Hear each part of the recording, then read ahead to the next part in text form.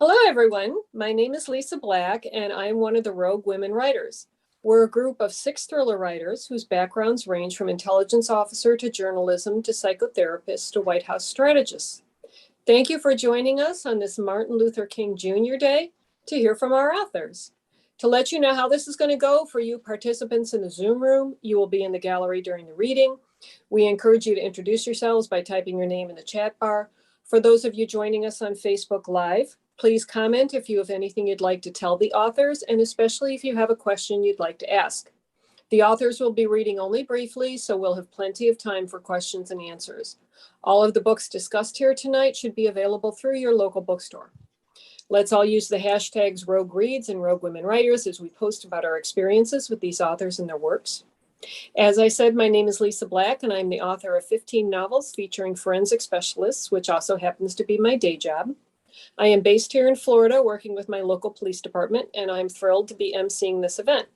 Now, in no particular order, we're going to introduce our 4 authors and then come back to them for their reading and discussion of their latest books. At the end, we'll do some round robin questions. If you have any questions for them, please post them at any time. Questions and comments will be monitored and relayed to the authors in real time. So let's get to it. Clive Cussler named iconic character Dirk Pitt after his son, Dirk Cussler. Dirk co-wrote and has now taken over writing the series, as well as serving in NUMA, the National Underwater and Marine Agency, a nonprofit organization founded by Clive that dedicates itself to preserving American maritime and naval history. In The Devil's Sea, the search for an ancient Tibetan artifact lost during the communist takeover collides with the mission to recover a failed supersonic missile. Dirk Pitt favors a simple shot of tequila. I haven't even had it to drink yet. Don Julio on the rocks with a lime, but he's not opposed to a classic margarita, see our website for the recipe, paired with chips and salsa. So, Dirk, one of our former rogues is one of your co-writers, Robin Bursell. Oh yeah, Robin's terrific. Yeah, she's still working with us. Cool. As a matter of fact, I've got a piece of her manuscript sitting on my desk right now. I need to read. Oh, well, we're keeping you from your work. And I'm guessing you spend a lot of time on the water. So I assume you have a boat, a couple of boats? Like my father, believe it or not, I lived in Arizona for most of my life, and that's where actually he wrote most of his stories. So unfortunately, it's not the case. I live close to the water now, though. But through our nonprofit, NUMA, we do some underwater searches periodically, and that does give me an opportunity to get on the water when we're doing a search for a shipwreck. Cool, very cool. Okay, I'm going to introduce our next author now. The prolific and multiple award-winning S.J. Rozan is a native New Yorker, runs an annual writing workshop in Italy, but I am most jealous that you are a former architect who specialized in police stations, firehouses, and zoos. In family business, private investigator Lydia Chin and her partner find themselves in the middle of a real estate struggle between preservationists and developers over a young woman's Chinatown inheritance. Lydia Chin, like me, drinks copious amounts of tea. And SJ tells us black tea should be steeped for 4 minutes. Green tea should be steeped for no longer than 1 minute. If you want it stronger, use more tea, not more time. Time makes it bitter. Isn't that poetic? Lydia is also very fond of red bean rice balls, which are similar to Japanese mochi, if I'm pronouncing that correctly. SJ can't give us a recipe, but they can be found at many supermarkets or Asian bakeries. Now, in your work as an architect, which is, I should have been an architect, I swear, I miss my calling. So I would think zoos would be the most difficult since human beings are all basically the same, but were they also the most fun?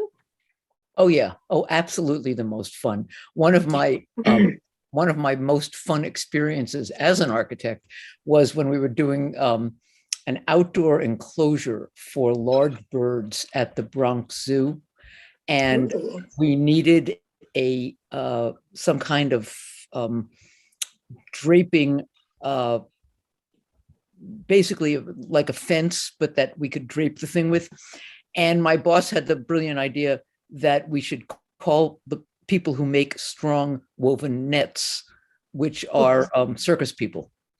And I somehow got the number of Nick Walenda, who used to be the catcher for the Flying Walendas, his family. Right. And he doesn't catch anymore. He doesn't work in the act, but he does design and make nets.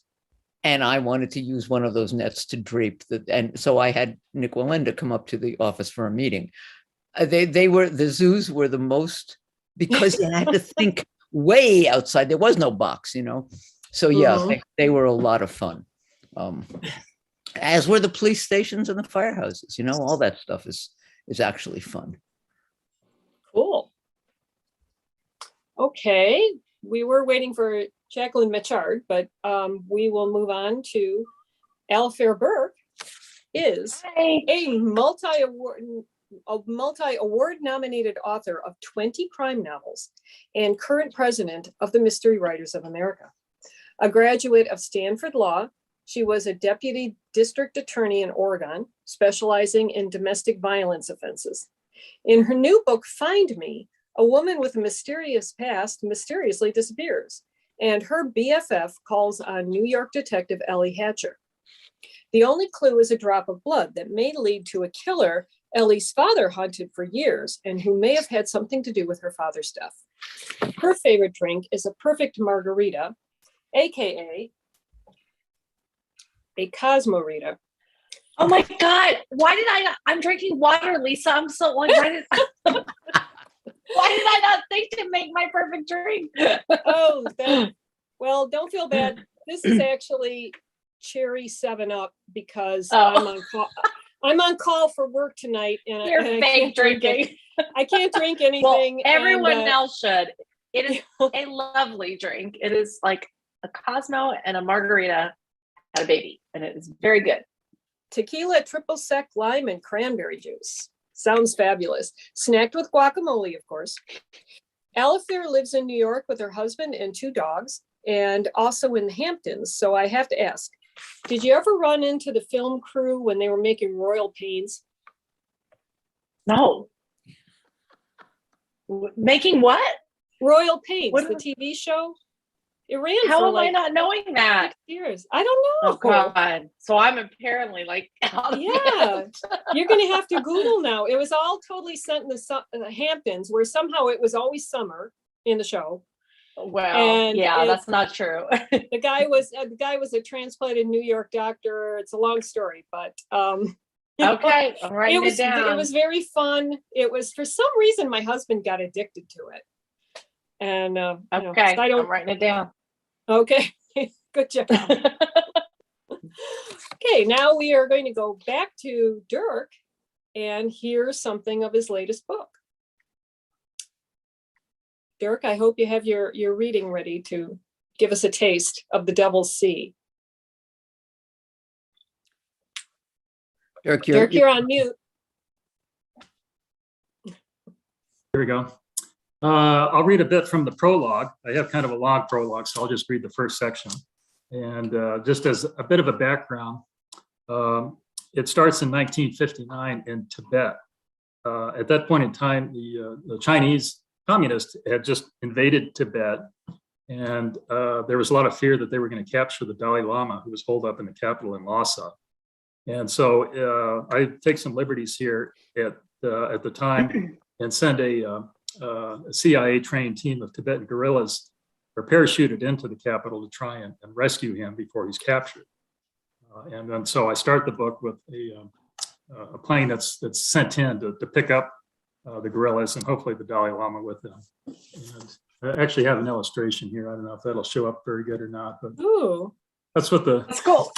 That's what the plane looks like here. So over Tibet, March 18th, 1959. The Pratt & Whitney radial engines rasped and hunted as they struggled to inhale the high-altitude air. A pair of the venerable twin Wasp 14-cylinder aircraft motors, produced by the thousands during the war, powered the unmarked C-47 transport as it buffeted through a stormy night. Absent any cargo in the rear fuselage, the plane, known as the Sky Train, was particularly susceptible to the fickle air drafts that battled above the top of the world. Scraping 22,000 feet in altitude, Delbert Baker drawled from the co-pilot's seat, a toothpick dangling from his lips. Disheveled and moon-faced, he had the droopy-eyed gaze of a man who would yawn if a space alien tapped him on the shoulder. Engines ain't too happy. We're well above our ceiling, even if the motors don't seem to think so, the pilot said crisply. The antithesis of his co-pilot, James Worthington, sat upright in a clean-pressed flight suit, his grip tight on the plane's yoke. Yet he was equally impervious to the bumps and creaks of the empty cargo plane as it was knocked around the violent sky. Though unseen mountaintops passed just beneath the plane's belly, Worthington remained as calm as a man playing checkers. Like Baker, Worthington had plenty of experience flying over the Himalayas in transports.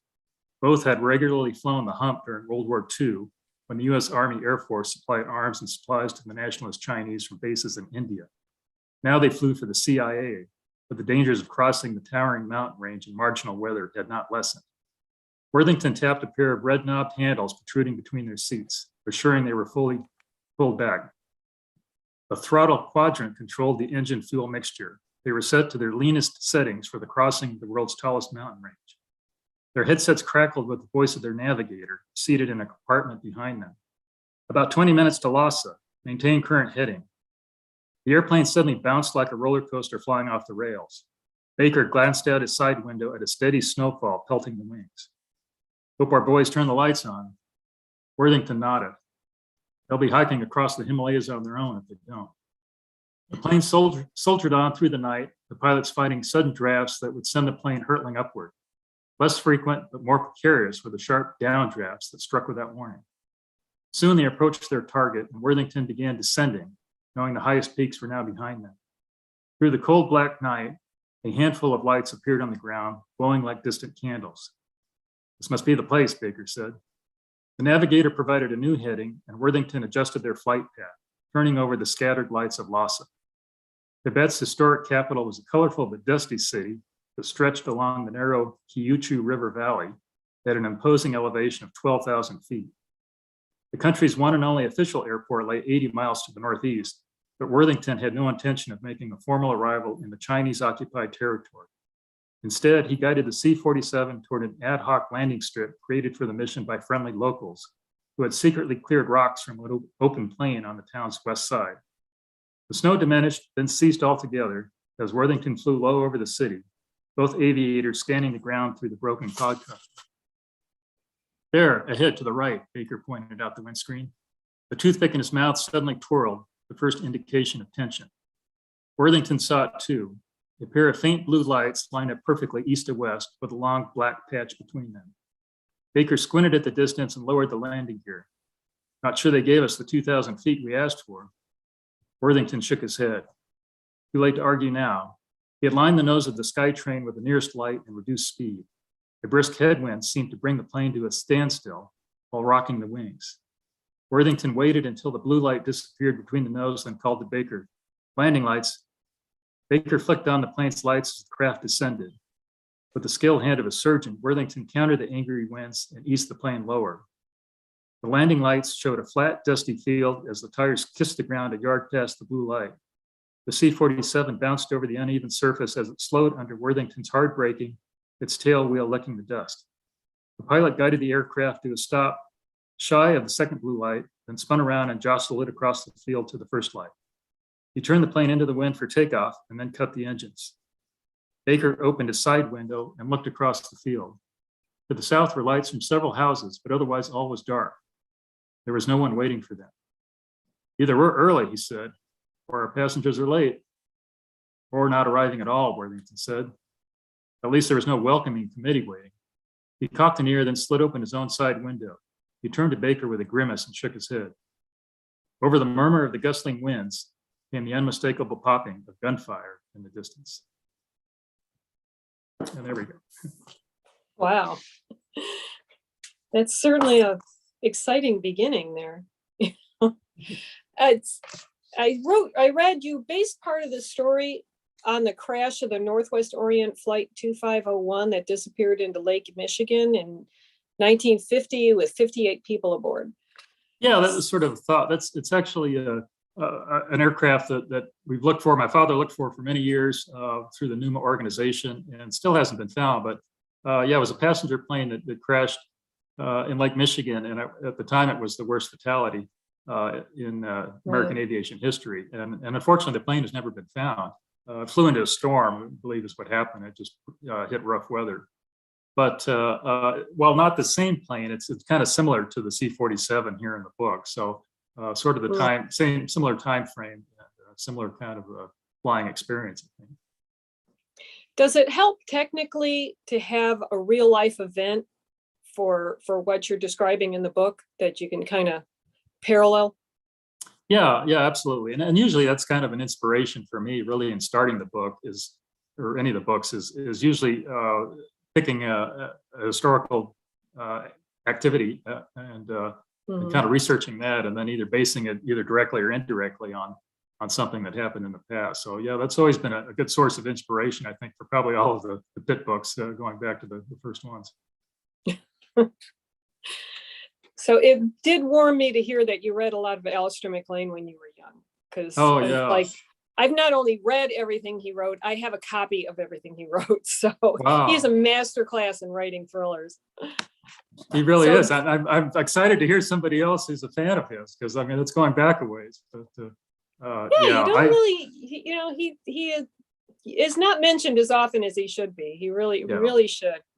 So, and you're a classic car fanatic as well. I'm married to a car guy, so I know more about cars than I really want to. But so, which is your favorite and why? Oh gosh, that's a tough question. You know, when my father first became successful writing, I was probably about 15 or 16 years old. It was he sold the Race the Titanic was kind of established him as a writer, and he finally started to make some income off of it. And that was the only thing that ever interested him outside of, underwater world and shipwrecks and things was old cars. And he bought his first two cars were two cars I'd never even heard of. Well, one was an old Rolls Royce, 1921, at an auction in California. And then he brought this other one back, was called a Hispano Suiza. It was a 1926. And it kind of looked like a Model A on steroids. It was just this big old roadster with a polished aluminum hood and these big disc wheels. And just coming home from high school, and this car is in our garage. I mean, it was like I said, just kind of a massive old car. It had this funny stork hood ornament on it, and I'd never heard of it, but it was a cool car, and it was one of the first in his collection. And I guess that one always just kind of maintains a soft spot in my heart, I think, maybe because it was one of the first that started his road down to collecting old cars. And before all this, you spent 15 years in corporate finance. Yes. So what is exactly corporate finance? Well, I worked for most of those years. I worked for Motorola in Arizona. Worked on a program called Iridium, which was a big satellite program, kind of ahead of its time. They were created satellite phones, and they set up this big network of 77 satellites, low Earth orbit satellites. And unfortunately, they didn't predict the popularity of the standard cell phone market at the time. So it didn't turn out to be successful from a marketing standpoint, but it was a great technological achievement. And so I supported that program as a controller and some other roles there when it was developed.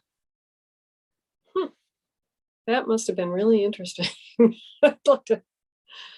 Okay, well, thank you for sharing that all with us. I think now we will go to SJ and hear a section of her new book, Family Business. You're on mute too. Oh, no, you're there. There you go. Is that better? Yes. Okay. Yeah, Family Business. This is a Lydia Chin, Bill Smith novel, and the narrator is Lydia Chin. I'll read the beginning. The news swept back and forth through Chinatown all afternoon. Big Brother Choi was dead. I heard it early, though not in Chinatown. Mary Key and I were sitting in Washington Square Park in the late day fall sunshine, drinking mango tea and watching a magic show by the fountain.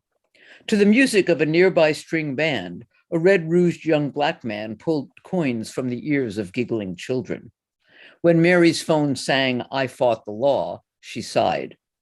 I said, "Don't answer." "Girlfriend, you don't mean that. That's Chris's ring." She slipped the phone out.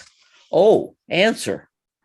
Chris Chang is a detective third grade at the 5th Precinct in the center of Chinatown.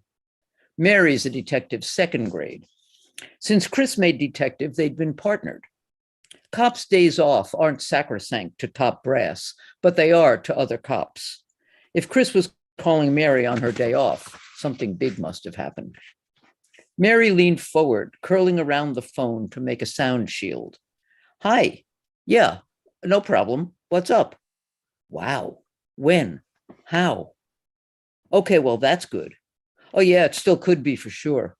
"Okay, thanks, Chris." "So," I said as she clicked off. The magician gave a little girl a marker so she could write her name on a ping pong ball. "No immediate crisis." The magician put the ping pong ball in a hat, turned the hat over, and shook. When nothing fell out, he mugged a big puzzled look at the crowd.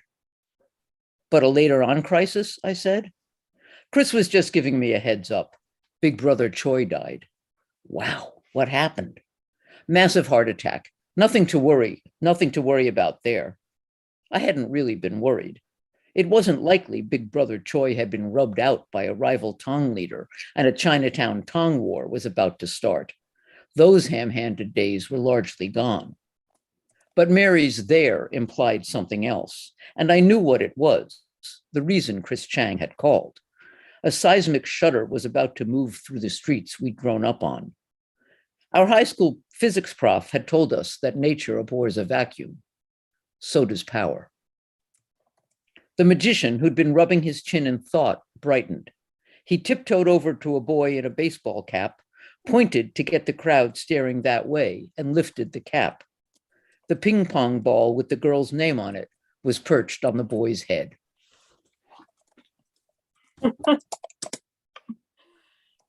So that's the first 2 pages of Family Business. That sounds very fun. But to totally step away from the book for a moment, I have to ask, you publish your own calendars featuring your photography and donate Yes. the proceeds to a cause? I Yes. love that. Yes. What made you decide to create calendars as a fundraiser, and how long have you been into photography? I actually studied photography in college. It was one of my first loves. Okay. And I have been shooting pictures ever since. I love to do it. And when I started posting them online, people would say, "Oh my God, I love," people were very generous. And I thought, a friend of mine, a guy I travel with, makes calendars from his travels. And I thought I could do that and sell them and use the money, donate the money wherever each year. This year it's Planned Parenthood. And that would be a use for the photographs, that people seem to enjoy. So I make I have to tell you, I make 3 or 4 kinds. I make colors and graffiti and who knows what all. And I make one of my cat, the biggest seller. Bella the cat is the biggest seller of all my calendars. Yeah, it's something about cats, man. You gotta love cats. But yeah, so that's the story behind the calendars. I'm thinking of opening a Zazzle store and also putting the photographs on cups and T-shirts and what the hell. So I might do that. So I do have to tell readers to check out your website posts, which occasionally feature poems in diverse topics such as vaccines and how much you hate mosquitoes. Oh, yeah. Yeah, I do write. I wrote the vaccine poem when I went and got my first COVID vaccine, and then I wrote a second one for the second COVID vaccine. Yeah, and then I wrote my ode to a mosquito. How do I loathe thee? Let me count the ways. Yeah. Yes, that's a classic. Have you ever put your poems into a collection? Or are you ever going to do a book? I of poems? did. There was a collection of 222 haiku that actually a friend made for me, which I think is still available on, you should pardon the expression, Amazon. But I have not. Otherwise, it's all doggerel. I mean, I don't actually write poetry. I write, blues lyrics and and I rewrite the greats. So no, I have never thought about doing that. Yeah, blues lyrics are poetry, I think. Well, that's true. That's true. Yeah. So I imagine preservation versus good usage comes into conflict a lot in New York City. Yeah. Is there a particular true story that prompted this particular book? Well, I have been thinking especially about Chinatown and preservation and development for a long time, because Chinatown is perfectly located for gentrification in Manhattan. It's downtown, it's within walking distance to the courts and the financial area and all that kind of thing. And all the areas around it have been gentrified, and Chinatown is fighting really hard to avoid being taken over by gentrification interests. So I've been thinking about this for a while, and then came two things. One was COVID, and COVID had a huge effect on real estate all over New York, and I was interested in its effect in Chinatown. But the other thing was, there is a huge controversy right now going on about a new jail that will be built on the site of an existing jail in Chinatown, and what the city is offering the community as kind of the sweetener for accepting that. And this is just going on all over the place. There are sides are forming, and tempers are very high. And I thought, well, this is really the time to do it, to do that book, the Chinatown gentrification book, while all this is going on. In the end, I did not use all that much of the current situation, because I didn't want to involve the city. I wanted to keep what I was doing within the Chinese community. So I left the city council and the board of this and that. I left them all out of it. This is a private issue that's going on in the book. But if this kind of thing were to happen, it would be exactly as I tell it in the book. It would, if a huge building went up in Chinatown, it would be a disaster for the neighborhood, for the neighborhood as a Chinese neighborhood. So that's where that came from. Okay. Well, Jacqueline Mitchard finally got her video to work, so I'm going to hop over to her just to introduce her to our viewers to begin with. I'm so sorry. That's okay. Jacqueline Mitchard has a roster of best-selling novels and writing credentials, including teaching at several universities and writing for newspapers, magazines, and political speeches. She lives in Cape Cod with her husband and 9 children. In The Good Son, when her son gets out of prison after serving time for his role in the death of his girlfriend Belinda, Thea must battle her town's rejection, including activists galvanized by Belinda's revenge-seeking mother and anonymous threats on Stefan's life. Soon, Thea realizes that she has no idea what happened on the night of Belinda's death, and that Stefan is in more danger at home than he ever was in prison. She may lose him before she even has a chance to forgive him. Thea loves Melopita, Greek honey pie, and her own Door County mudslide, which sounds fabulous. See our website for recipes. And I remember, by the way, my sister-in-law is a big fan of yours. I had to tell you that.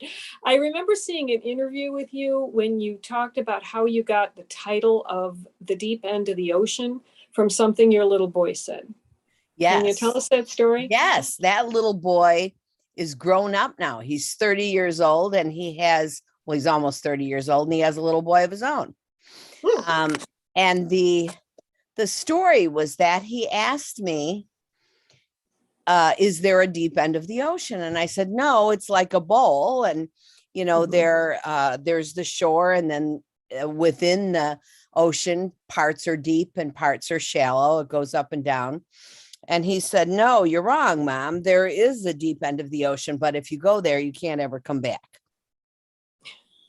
And I thought, wow, I had so many terrible, horrible titles for that book that I was right on the verge of calling it, I don't know, Pride of the Yankees or something like that. I just couldn't think of what to call it. And suddenly that was clear to me. And I'm a big proponent of a good title. Oh, yes. Yeah, that is absolutely vital. That's pretty cool. Did it kind of give you chills when he said that? Absolutely. It did. Absolutely. Yes. And I told him, Marty, you can have any toy you want from Toys R Us. And he was so undone. We were so poor. You know, I was a widow with 3 small kids at the time, and the book had not been published yet. And he was so undone, he couldn't even choose anything. Choice overwhelmness. Yes. Right. Yes. That's the thing. Okay. We're going to come back to you in a minute, but now we're going to go to Alafair Burke and hear a section of her latest book, Find Me. Hi, Lisa. Thanks for having me. So my new book, Find Me, the 2 main characters are Hope Miller and her best friend, Lindsay. And Hope is an unusual person because, you know, we all love stories where the past comes back into the present. But what's unusual about Hope is she does not remember her past. 15 years ago, she was in a near fatal car accident and she never regained her memory. She doesn't know who she is or why she was in that car accident, but she's kind of moved on. So this is a little part of the prologue that kind of shows how difficult it can be to live without a past, even for something as simple as getting gasoline. A single man smiling at a single woman alone at a gas station at night. He could be flirting. Hope didn't think of herself as pretty per se, but how many times had Lindsay called her a magnet for male attention? Or he could be suggesting that she smile back, the nonverbal version of those comments men let fly so freely around total strangers. Smile, honey, it's a beautiful night. As if it's their business how a woman holds her face.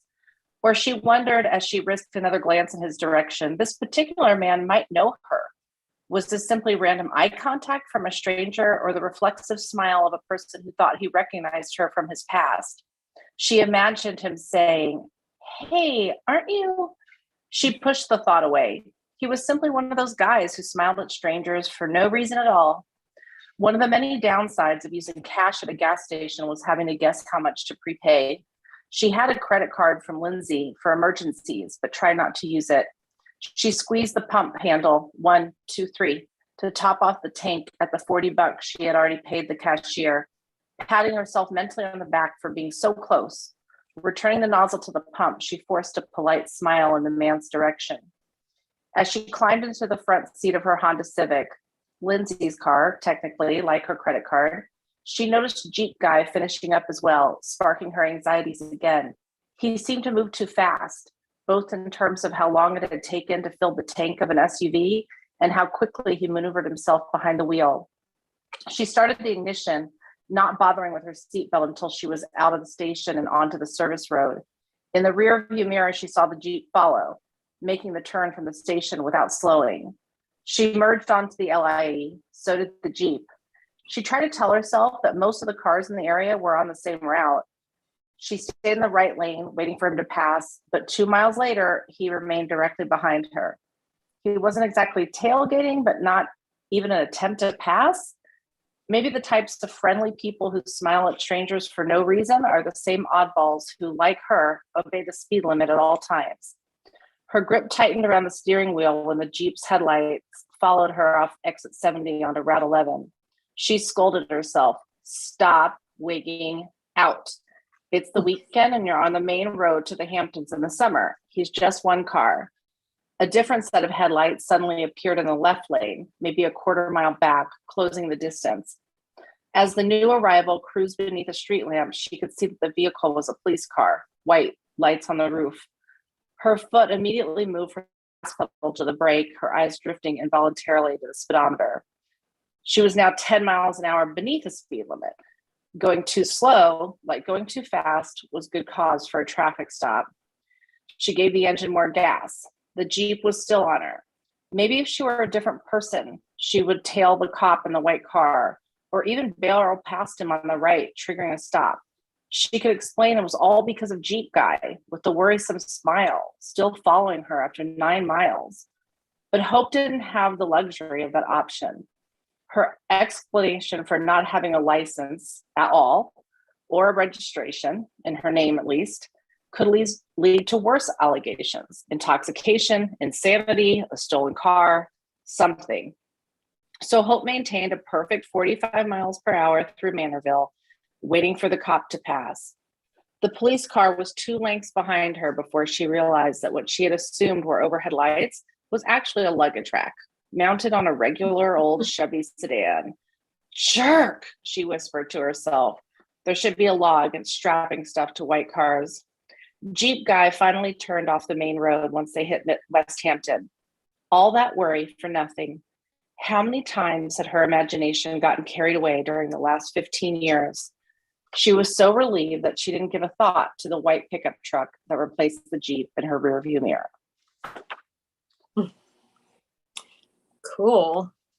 You really get this feel of, driving at night when you're getting nervous about other cars, etc., like that. Yeah, it's not living in your head, but like I think most women would identify with this idea of just the what ifs that you make in your head. Like some guy just looks at you and smiles at the gas station, and he's probably just like a friendly person, and he has no idea like what he has set off in your imagination, especially if you're a crime writer. Yes, yeah.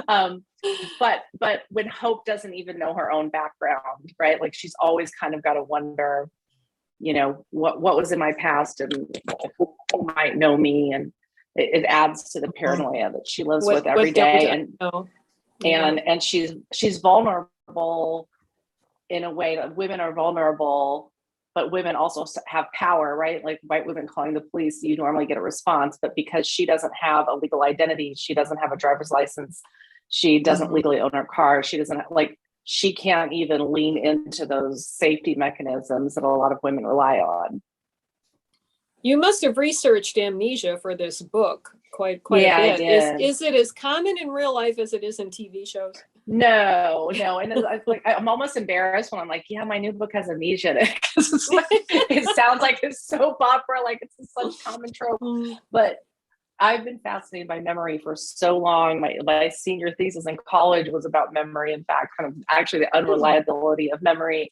And so I've always been fascinated by like this blob of gray matter in our head, like is able to retain all kinds of like name some 80s pop song and I got it. I got you. Like I'll have all the lyrics, but then you'll forget like entire events, So our minds are really selective, they're unreliable. And then I think outright amnesia is just fascinating. It's like it's what you choose to remember says something about you, but I also think when something happens and you forget, like what you choose to repress, and it's a familiar trope to crime fiction for a reason. It's this idea that when your own self is a mystery, right?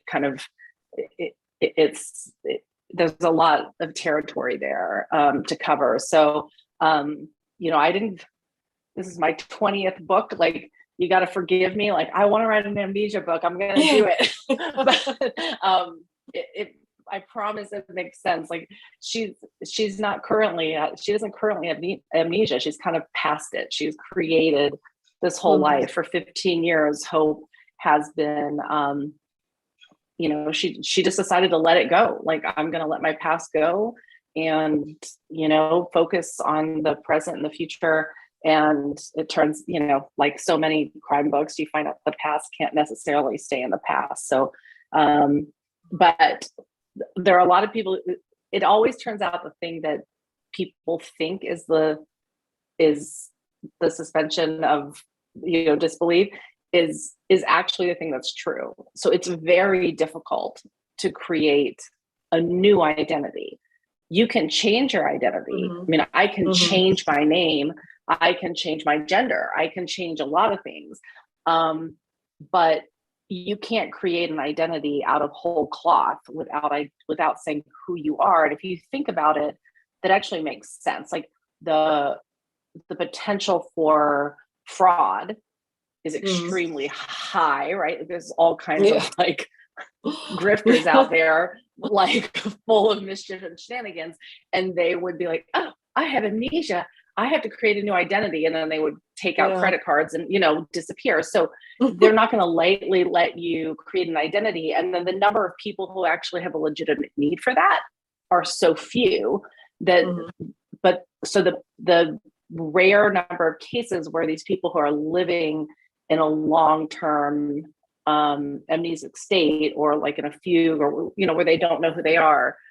And there are like a number of unidentified living people, and there's really no way for them to create a legal identity. And if you read the book, there are analogies to people who live without legal status in this country. For example, there are people who, it's not amnesia, but if you can't have a legal identity, you're kind of in limbo. So Hope kind of lives in this limbo state where she has to be very, very dependent on her friend Lindsay. And so this book is also, to me, the heart of the book is the friendship between Hope and Lindsay. In some ways, it's a very typical close female friendship, but what makes it atypical is Hope's dependency on this woman, her best friend, Lindsay. Yeah. Interesting.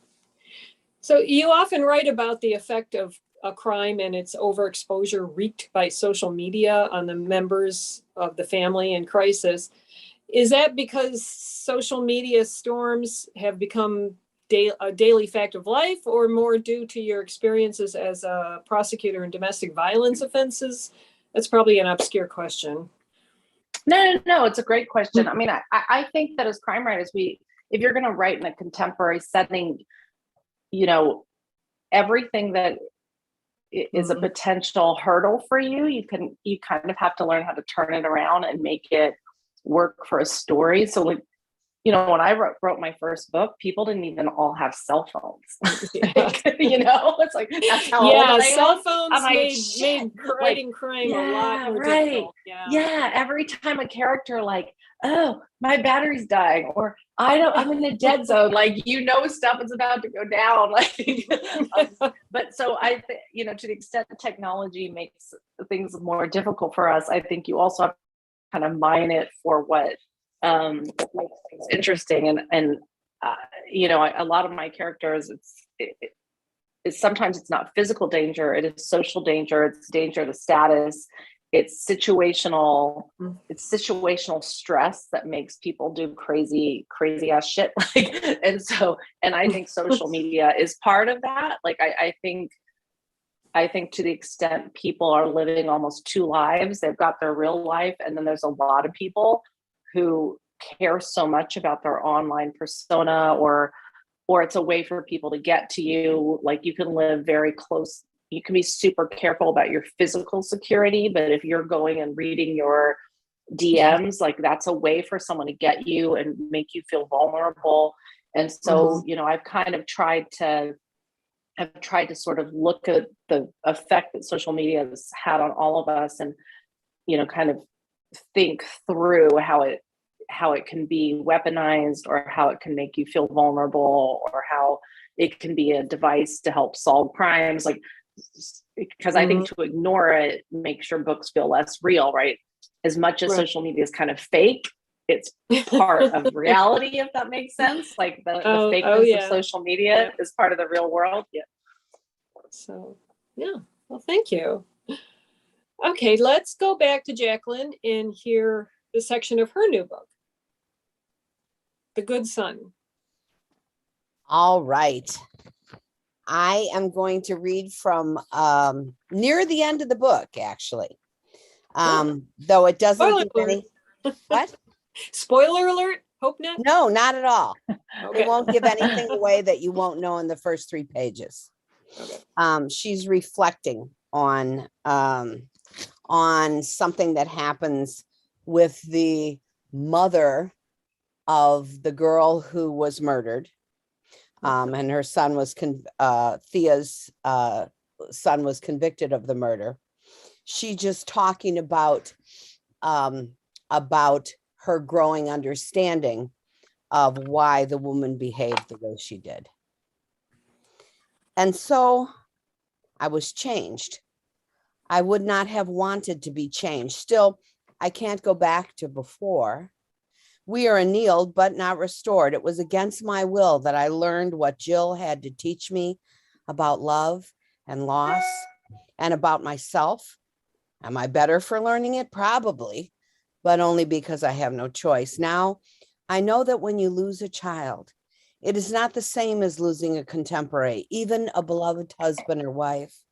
When you lose a child, you grieve as a child grieves, which is to say, you grieve backward. You don't get better as time passes, you get worse. Time does not take you closer to acceptance, only farther from the one you love.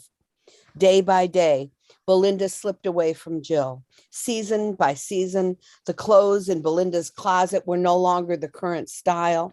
The music on her player was not the music that kids listened to anymore. Year by year, other people's daughters and sons, once the same age as Belinda, grew up, and they did the things that Belinda would have done. They graduated college and started medical school or graduate school. They joined the Peace Corps. They backpacked across Europe. They found their first jobs. They learned to sign contracts and leases and health insurance forms. Some of them got engaged. The more of those milestones that passed, the more meaningless the world became. Jill did not get stronger. She only got older, older without Belinda. The very good memories, silly, small things, the way Belinda cried when a dog died in a movie, the gleam of sunscreen on her small shoulder when she was a child at the beach, the color of the Christmas wrapping paper she stamped by hand, the way Belinda hummed as she made her oatmeal, the way she wrapped her long hair in an old t-shirt to dry. These things began to lose their sharp edges. The sound of a laugh that was like Belinda's, the sudden burst of a song Belinda loved when Jill turned on her car radio, the smell of freesia, a scrawl of words on an old grocery list in the bottom of a drawer, buy strawberries. All these had to be wrenched out of her mind and compacted like trash until they were no longer familiar or even recognizable. Those very good memories once scalded Jill like zinc in her eyes, but she realized the scalding was better because at least it was feeling, and feeling had washed off her like sidewalk chalk in the rain. The scalding grief was better because it was the dark twin of the stupefying love you felt for your child when you had your child with you.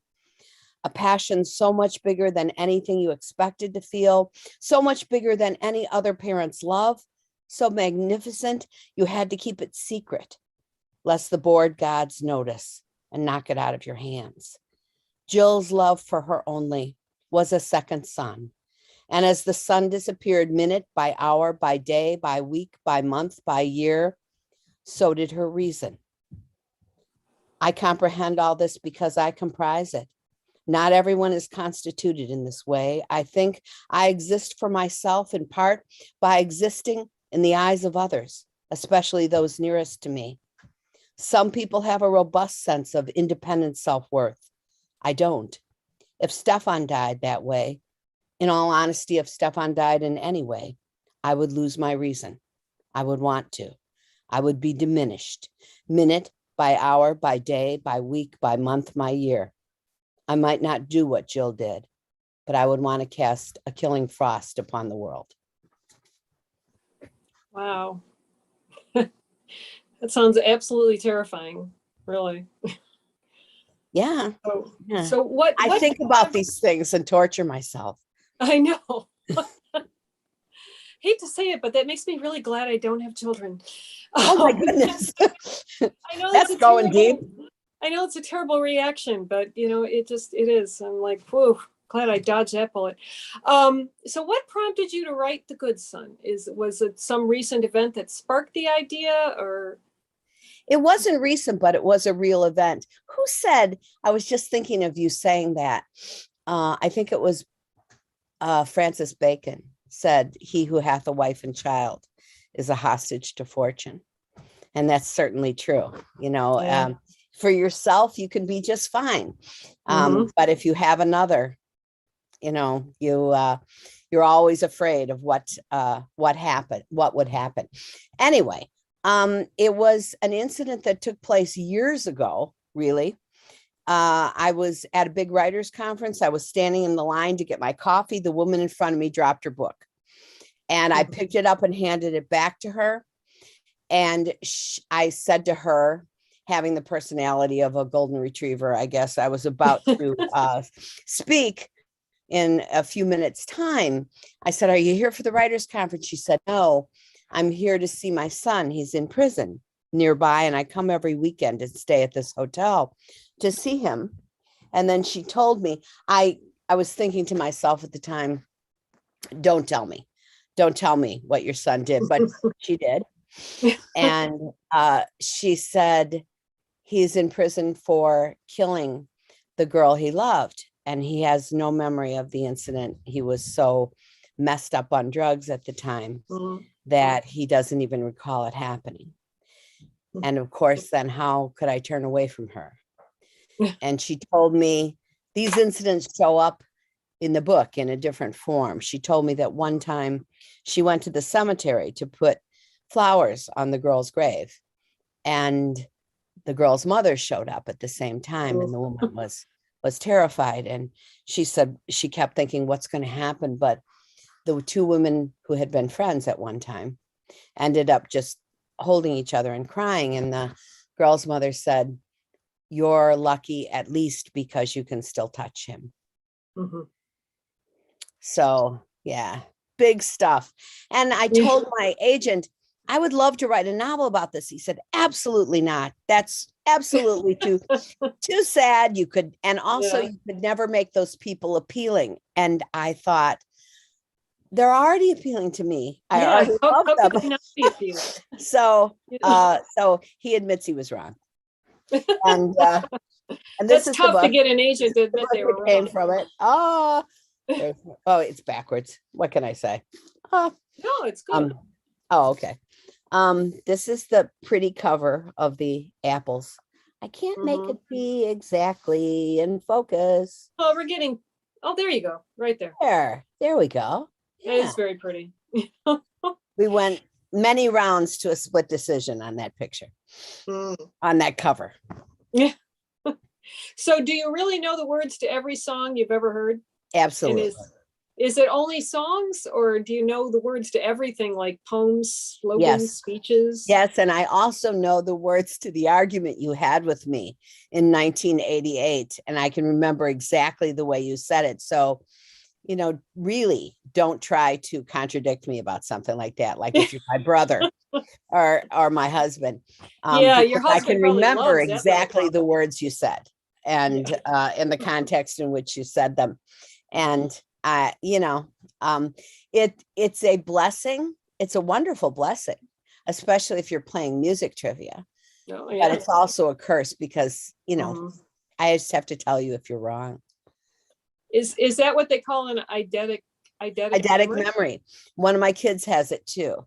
It's sort of, it's sort of freaky in a way. You hear thing once, see a poem one time, and you can repeat it. Wow. I guess if you want to. I don't know. I've never tried to repeat anything I didn't want to. I wish I would have like just a 75% eidetic memory or something. Because I swear, if I could remember like everything I've ever learned in my life, instead of like maybe 4% of it, I'd be freaking brilliant. That's what it is, huh? Sometimes there are things that are better off forgotten. True. That is true. Yeah. You and Alafair now have to get together and talk about memory. Well, my great friend Lisa Genova, who wrote Still Alice, has a new book out called Remember, and it's about the vagaries and the stability and the instability of memory as people age, but also just in a general way in life. And it is absolutely fascinating. Cool. Well, that's really cool. So we're getting up on the top of the hour now. I think I should ask Chris if there's any questions that have come in, or I will check our chat and see if there's any questions. There are a couple of questions. I have one actually, because it made me curious, Jacqueline. if you wanted to be on Jeopardy, would they disqualify you, or would it Yeah. be dishonest for you to do it? Dishonest? No. No, I'm sure that there are a bunch of people who are contestants on Jeopardy who have a memory like mine. I wonder, And- it seems and almost also- like it's not fair to the rest of the world. Well, but what if they said, what are all the rivers that, flow directly into the Nile? I don't know that stuff. So it has to be something that I have actually heard or learned in my life. And I have a son, my oldest child. It's more that way for him than it is for me. And it doesn't make him that much fun sometimes. Wow. You can imagine. Yes. Okay, so we do have several questions from Catherine Holum. She wanted to know from all of you, what was the initial spark that began the writing of these novels, and what kind of research did you have to do?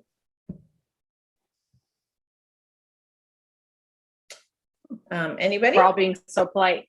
I already said mine. Okay, how about you, Alfair? You start. I kind of, so I've always been fascinated by memory, and I kind of, there was one case in particular, somebody who lived like almost a decade without knowing who he was, and kind of just had, to me, the more fascinating thing is at what point, I don't want to be like into therapy or whatever. There are people who are like, oh, I can't know my current self unless I like delve into my past, right? That school of thought. And there are other people like, you just choose to be happy. And like, doesn't matter whatever crap happened to you in your past, like focus on the future. And I was just wondering, and the parallel is like, people who like, if their children disappear and they don't know what happened, or your spouse disappears, like at what point do you move on? And so if the missing person is yourself, right? If you don't, at what point do you stop looking for the answers and just say, hey, maybe my past sucked, like, and I've got these nice people trying to help me in this small town, and I've got this best friend, and I have, the town that I had this car accident in is kind of, brought me in and is warm, like welcoming me. Like, at what point do you stop looking? And I found that idea really fascinating, that you just let go of your past because it's literally unknowable, not because you're trying to escape it necessarily, but you literally close the door on your past, you start over again, and then something happens. We never got to that part of the book, but the white pickup truck, things happen to Hope. So, she kind of actually had no choice but to leave the door closed on her past, and now it's pounding at her door again. Like, so that was kind of the genesis of the book. Thank you. Well, and SJ, you write about a Chinese woman. Are you Chinese? Do you have any Chinese in your back? So what made you choose that? I'm her Chinese friend. She's allowed to write about Chinese. I mean, That's right. She writes I have she Alafair. writes with authority. Yeah. She writes with authority about Chinese culture. And She does a great job. I mean, I love the books. I just was curious. I mean, it speaks to that a little bit of choosing something that nowadays someone would maybe say, well, you don't have that past, that history. Yeah, that's true. And it's interesting that I have not, knock wood, been accused of cultural appropriation, which is the words that people are using today. Partly, I think the mystery community is maybe more willing to read and see if the book is good, rather than level that charge immediately. I started writing about Lydia because I wanted a sidekick. She started as a sidekick for Bill, which did not last long because she wasn't going to put up with it. But I wanted a sidekick for Bill who was as different from him as possible.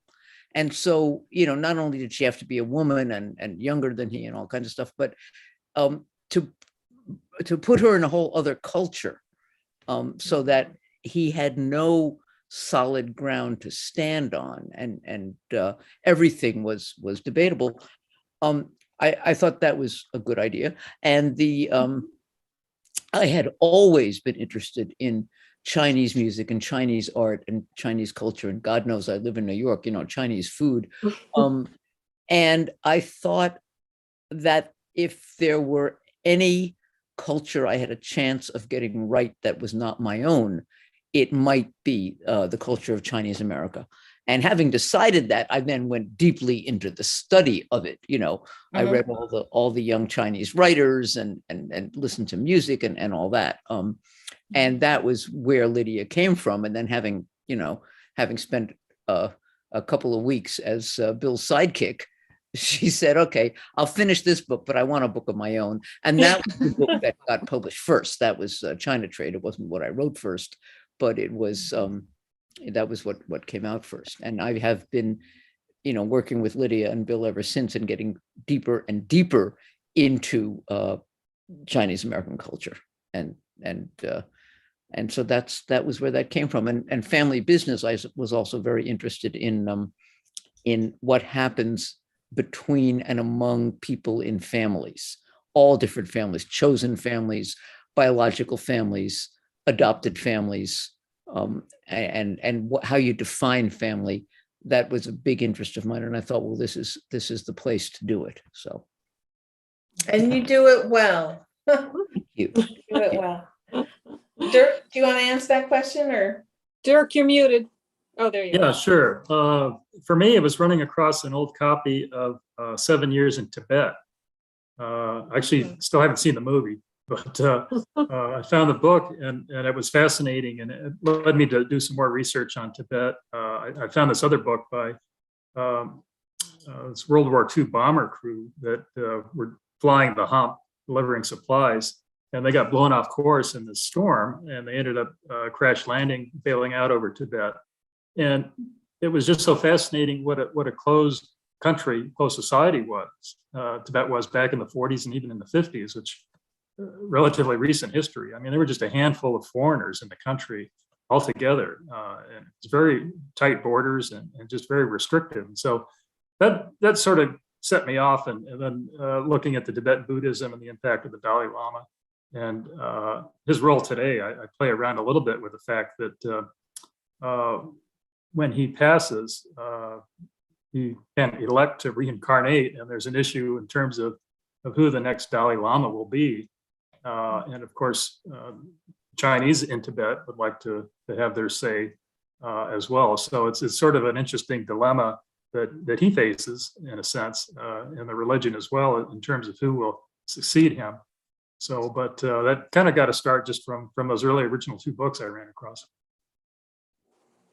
Great. Okay. So all of you, did you feel like writing during the pandemic, and did any of that bring any particular themes up for you, or did you choose to ignore it and focus on anything else? I mean, how did it impact you to be in lockdown, I guess?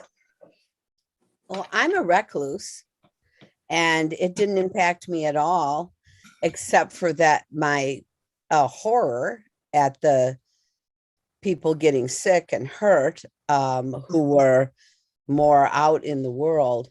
But for me, it was the same as if it wasn't happening, except that my kids, who are still 2 college kids and 3 high school kids who still live at home, at that time were all home. That didn't have an impact on me either, because they generally just ignore my presence. So that was good. And so yeah, I actually liked, I feel, and again, not for not for the sickness part. Yeah. I actually feel nostalgic about the silence part, when there were no airplanes and no cars going by. I loved that. I mean, I thought that was just brilliant, sort of a way of seeing to a time in which, and I don't live in Manhattan. I live in Brewster, Massachusetts. And, but a time in which there were not planes flying overhead coming to Cape Cod, and there were not cars going up and down the street all the time. And I liked that too. So I think we should just go on a break every few years where we just have 6 months where nobody goes any place.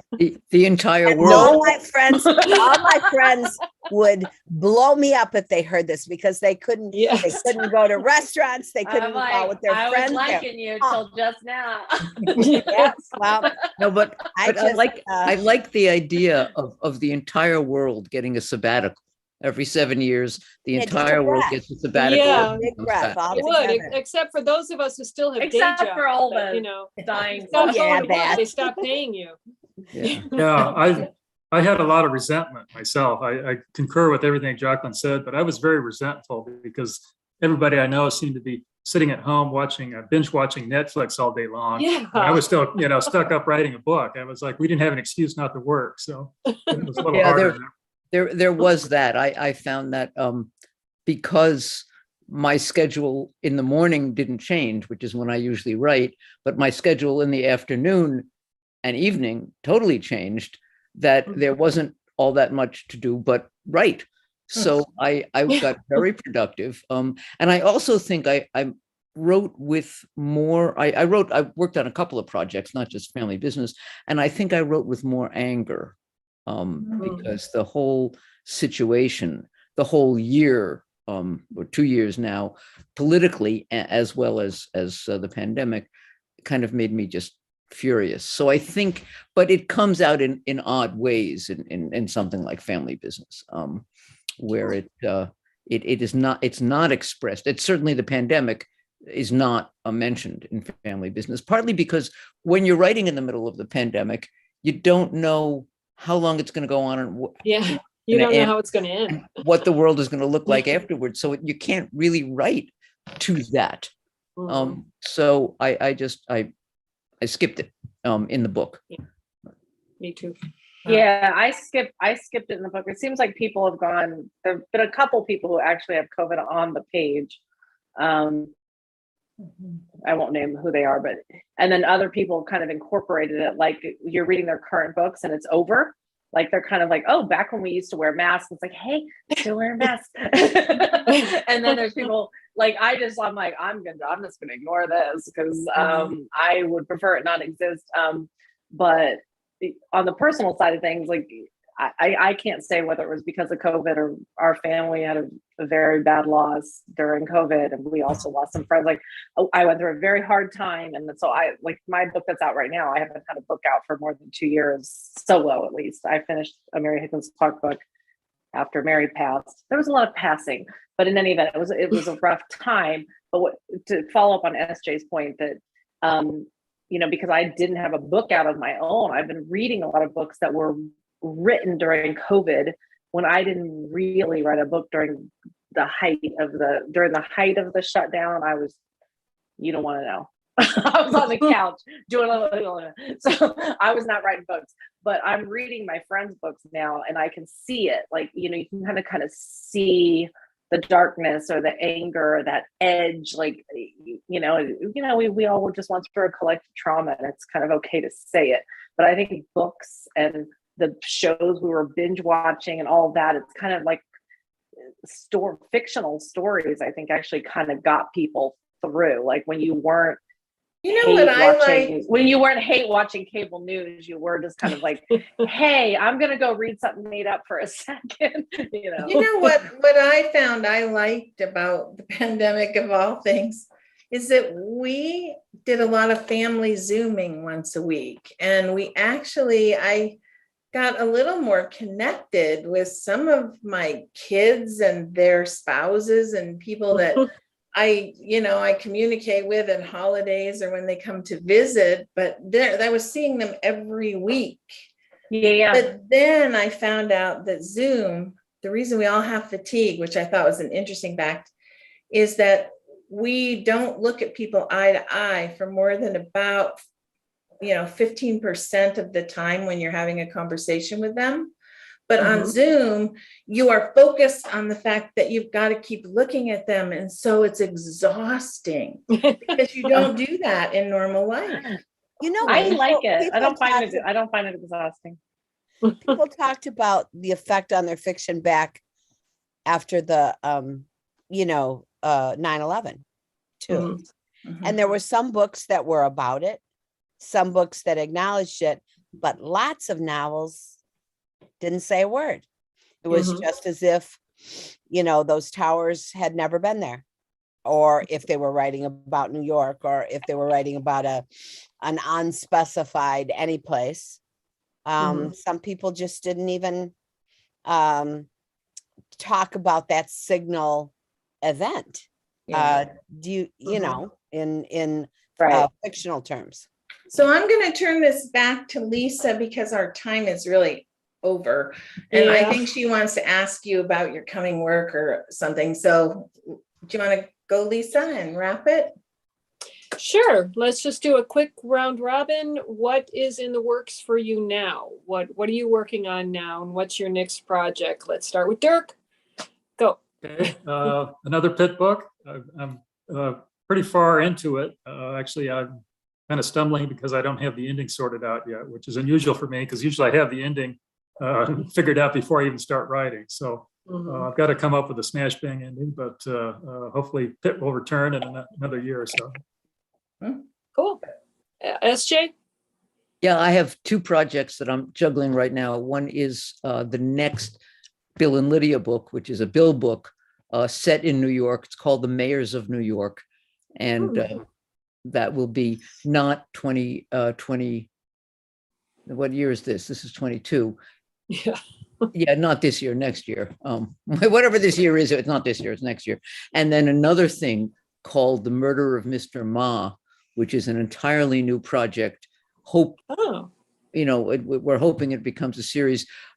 This first book in it is set in London in 1924, and it is, in addition to being a detective novel, it's a wuxia, kung fu novel in 1924 in London. So that's what that is. So. Okay.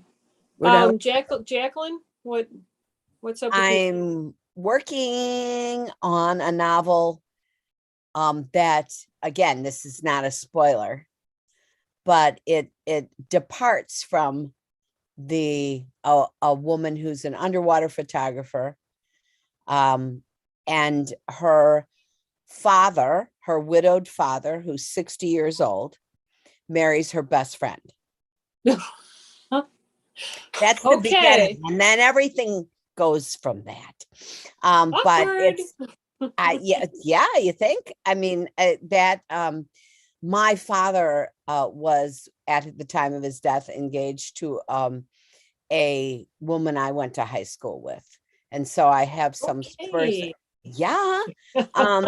She was a year ahead of me, or I would have had to have analysis or something. I almost did anyway. And the appalling nature of that has persisted. And I wanted to examine that fictionally. I mean, just think about it. But a lot of like stuff. I said, awkward. My dad married a woman who was a year younger than I was, but I didn't know her. So wow. Okay. Wow. Yeah, that would be unusual. Okay, my Alfair, Wi-Fi cut out. I apparently missed something. I was wondering. Yeah, my Wi-Fi cut out. What are you working on, and what's next? I'm working on my next novel, which is standalone, and I'm also I think some people probably know that I wrote 6 novels with Mary Higgins Clark, right? And I am finishing a sequel to Where Are the Children? That she and it's SJ's face right now.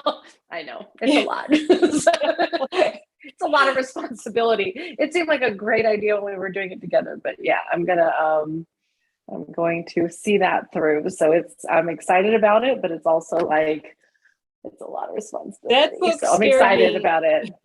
That book scared me so much. I did not read another one of hers for a long time. It is actually an iconic novel, but I'm just super excited because I think that people forget how that first novel, the themes of it resonate in all contemporary psychological suspense, the unreliable narrator, the gaslighting husband, the danger to children, the danger close to home. So I'm excited to Beloved celebrate Mare. her We in that mother of way. us all, the mother of us It's all. We miss her amazing. so much. Very, we very owe her a lot. We owe her a lot. So We're going to be yeah, looking I'm forward excited to to be doing that.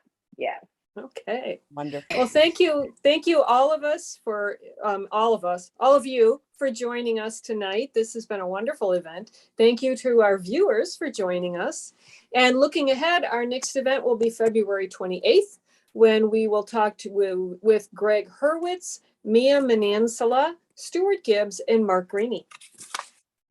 So Good thank you so lineup. much. Thank you And so good Thank night, you. everybody. Lisa. everybody. Thanks, Thank you. everybody. Bye-bye. Thanks, Lisa. Have a good night.